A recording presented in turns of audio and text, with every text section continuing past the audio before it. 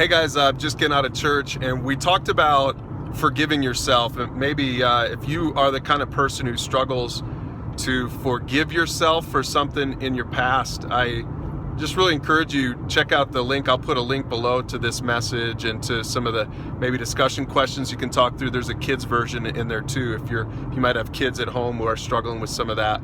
But it was interesting because Pastor Carl today, as he was talking about it, he talked about the Apostle Paul and how before Paul was a Christian, and if you don't know the Bible, Paul was the guy who wrote a bunch of the books of the Bible, but before he was a follower of Jesus and an author of some books of the Bible, he was a Pharisee, he was a religious leader, and he actually killed Christians, or he oversaw at least their murder. You can learn more about this in Acts start at chapter 7, at the end of chapter 7. Chapter 9 is a big one. Read chapter 9 and you'll hear his story. But anyway, Paul, or Saul was his name before he became a Christian. He was doing all this pretty brutal stuff. And if you think that maybe you have stuff in your past that is unforgivable, trust me, it is nothing compared to what Paul did. And yet he meets Jesus. Jesus forgives him. Jesus gives him purpose. He sets him on mission.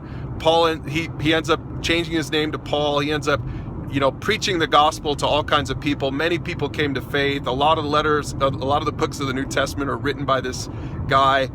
And it's just such a great story of somebody who didn't allow what was in his past, the shame and the guilt of his past. He didn't allow that to get him down or to keep him from doing what God wanted him to do. So if you are the kind of person who struggles with this, I just encourage you, learn to forgive yourself. The link that I'll put below this video has a few really good practical steps on that. Maybe you can talk with a group or a mentor about it.